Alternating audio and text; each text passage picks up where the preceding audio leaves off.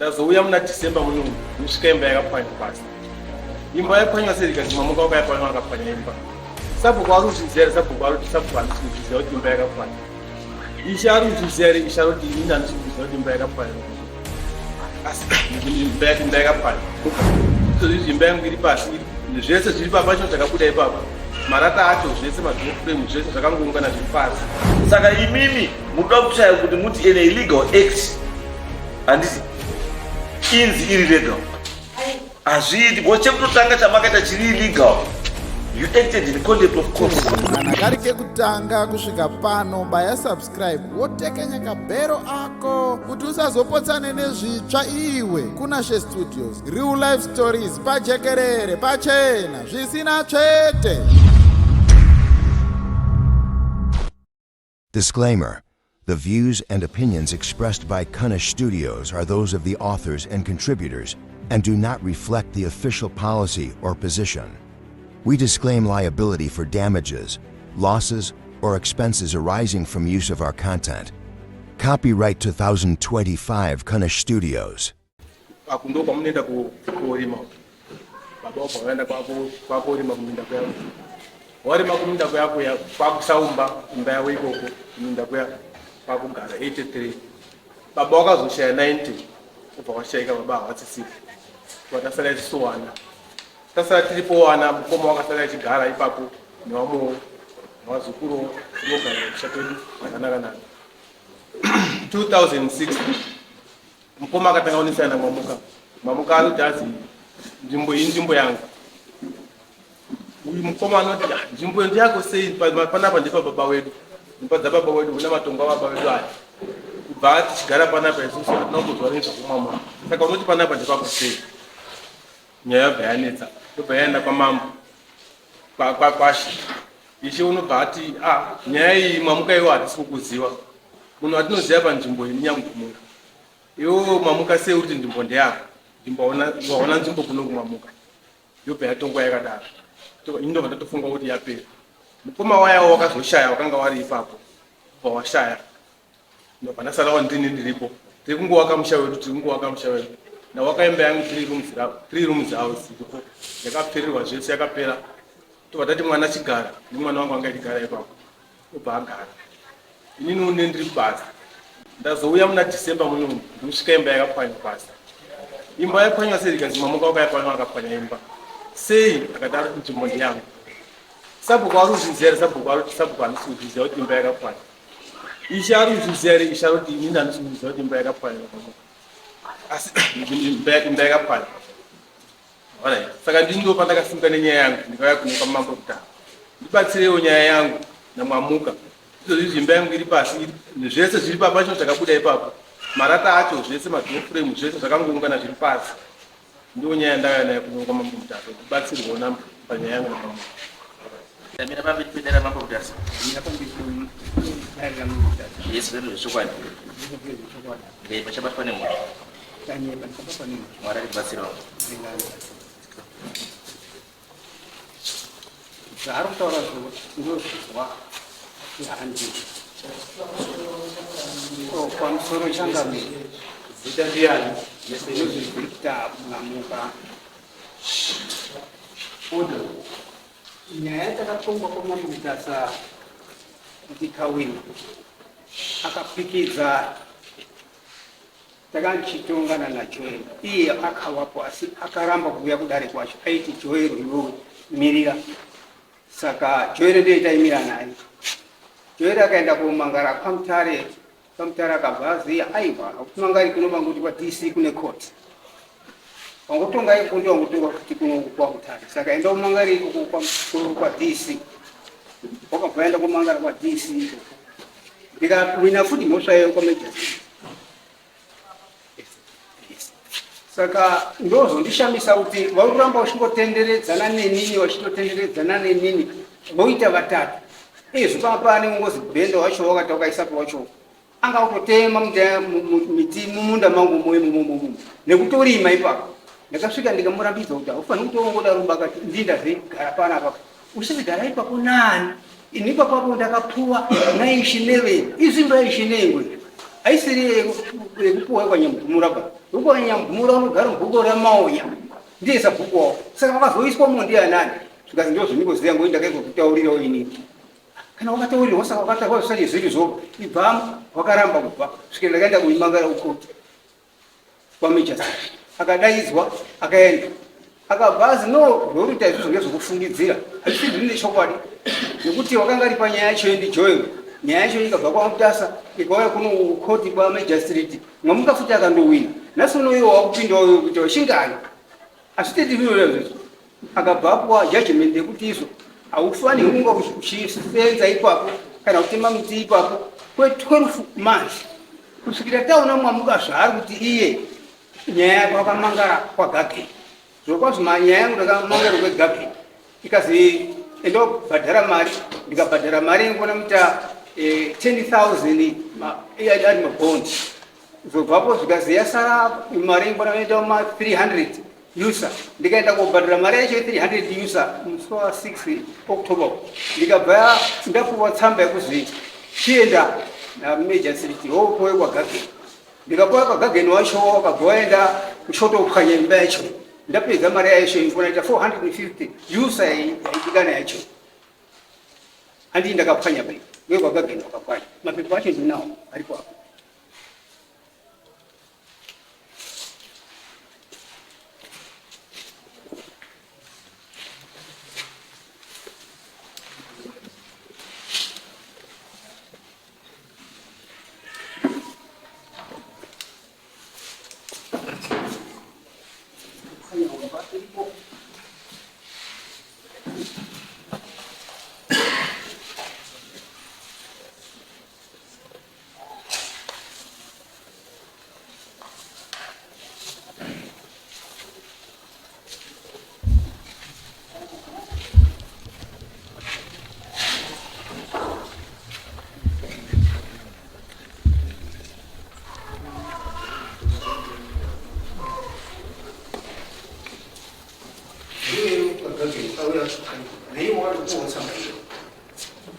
Mukataka kugara pazini apa inini ndakaiswa ipapo 1973 ndikawakaumbayangangai mese marabuya 70 ndindakamutema anoyekutaura nemaikoko anatokuzvibo kwangogara muhondebhari agari madisibo indagara 1973 up to date ndirimo over 50 years ndirimo asipendaka mati pasitendi ipapo panga panduri pangu asi ini ndakazogara muimba yababa ndimhosva yekuti ndakazorega uchava akapusa kunga baba ashaika chizi ndiwo wababa ipapo saka ndakabvara kuti iyo kwako kushaurima basi ndochigara hangu kunoku imba ndati ndisindise rufini yacho yenda ndakaita kuroom house handina kuzoipedzisa kuti ndichaiwa wake nekuti ndakaona kuti beto ndichitowake pababa penda ndatendirwa nawokoma wese kuti ndiwo diki kuwapwere wese ungofanira kuchisara ipapo saka ndokanana kuchigara ndichitorima futi payadhi pababa ipapo nemundu wababa iwapo saka wandaanda kuchisa mati kubva 1973 wacho taindorima ndisikagari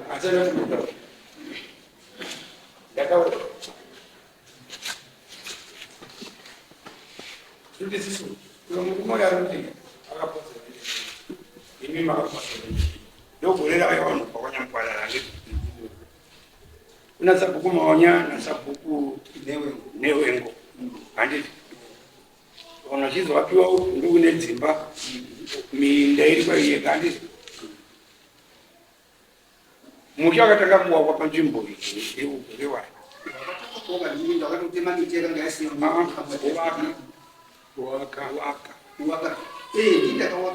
matanga wakaima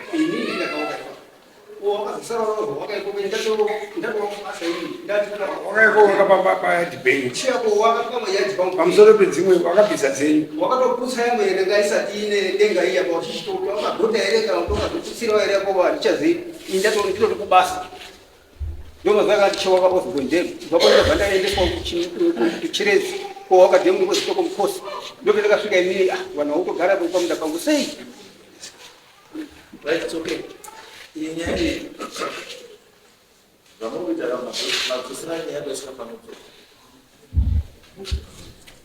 Because Kinina can only entertain as adzoswa. nekoti kuti dzokai kuna mambo Mutasa. Zvino handizvo zvirapo. Mambo Mutasa akanga aripo akatotonga in favor of Mwamuka. Then tikaenda futi kuwa Major Street akatonga futi akapa judgment here.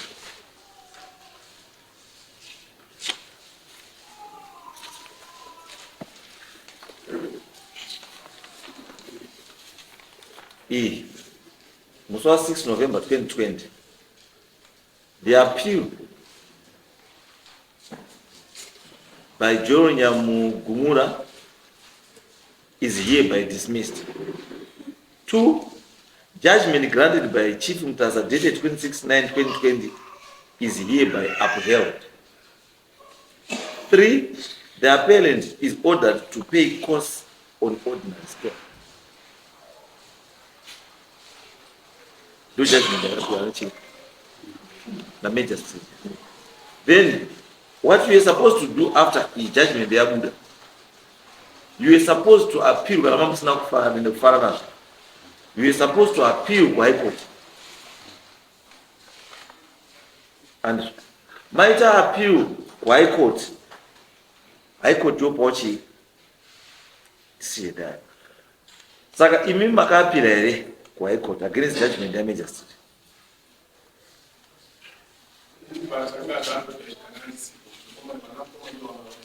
Right. So wanamkoma wenyewe wanakukuta already. But they were supposed to tell you pamakapinda ku court what was the outcome.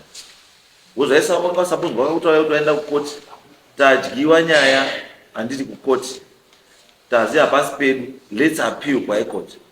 Because chakazoti messenger of court azotopiwa ine tsamba iyi ne power re-eviction. It's because papa sina challenge. Hapana ka challenge. Saka court ndiye akazotonyora tsamba chipa messenger of court. Uya akabhadhara makosi ake ekuti auye kuita basa rake. Messenger of court akauya akapwanya dzimba sekutumwa kwangaita. Because hapana akanga challenge judgment hiyo.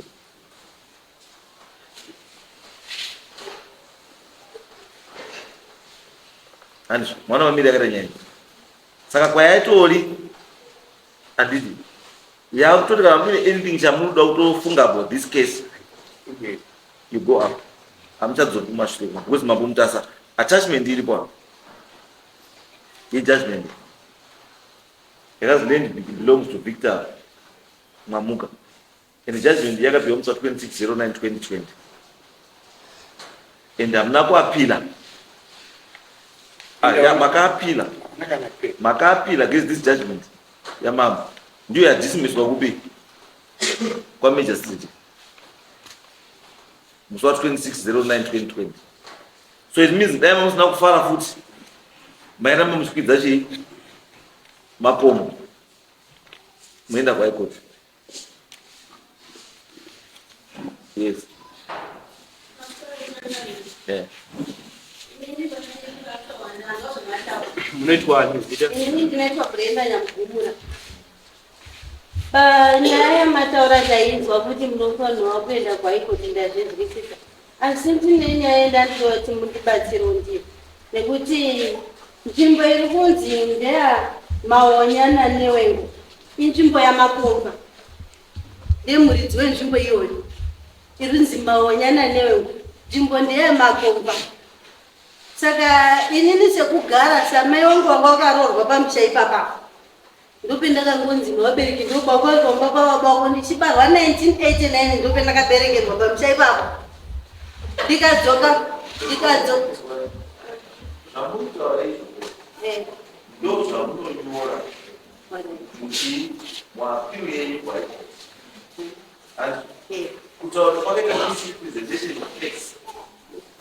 kuti uyu akanyepa kuti lendi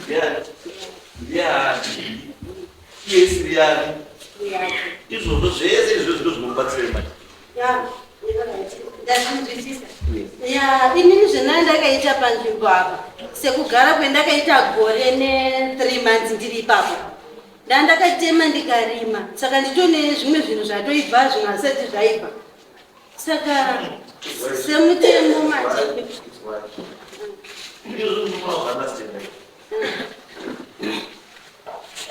Kana papirwa judgment nedare judgment ndiyo yamuteedzera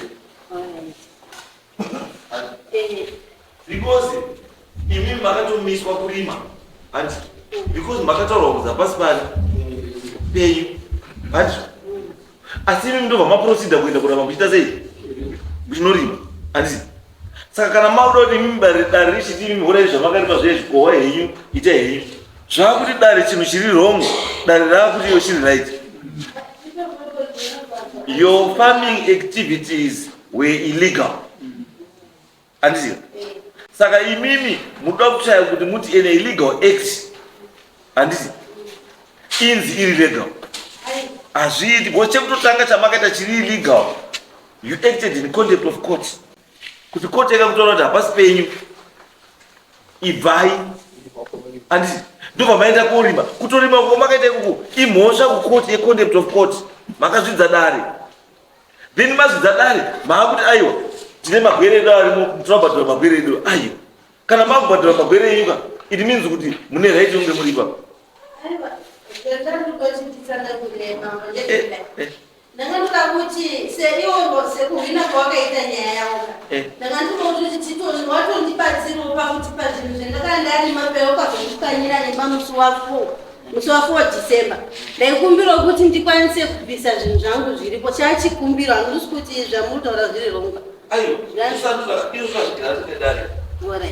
izvozvo ndezvokuti munoenda manje kurumasabhuku nechinawo kuti vasvike kwamuti motaurirana at your local level unoti kuti dare ritaure izvokuti ai kuti dare rakatotonga kare kuti pamuri hati penyu you are not supposed to be there imi ndobva maenda kogara pamazi hapasi penyu so dare rikapindira it means kuti raakuzvirivhesa zvinhu zvakataura futi hazviiti izvo ndezvenyu izvo zviri kuseri asi dare zvamunoita chete ndezvokuti izvo zviri kuspekta judgment yakapiwa ende inimi ndo chamunofanira kurespektawa kuti respectai judgment yakadii yakapiwa kana muine zvavo zvisina kufadzai appeal against that decision kuhigh court not kudzoka pana because majudgment arapa they are binding because hapana kana hwani yakakondeswa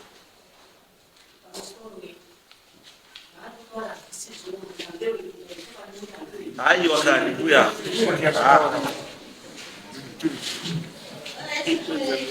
right yatopera nyaya kana muine nyaya anything else apa appeal kuhigh court ndatoona peace order peace order iripo handika saka iye kutokumbira mbudzi yazvarira pano vanhu kudini kuda kutandirwa chiimbwa kutokumbira indirect akuti imimi chiendai mugare pasi semunhu sewanhu mukwanisa muzwawo chichemo chake kana musingakwanisi hamukwanisi kana muchigona munodii because aiwa musanditaurire izvoba ndatiendai uko yatopera nyaya imimi bvai panzvimbo yemunhu kana muda kuti chiitai appeal against decision kana muti midandei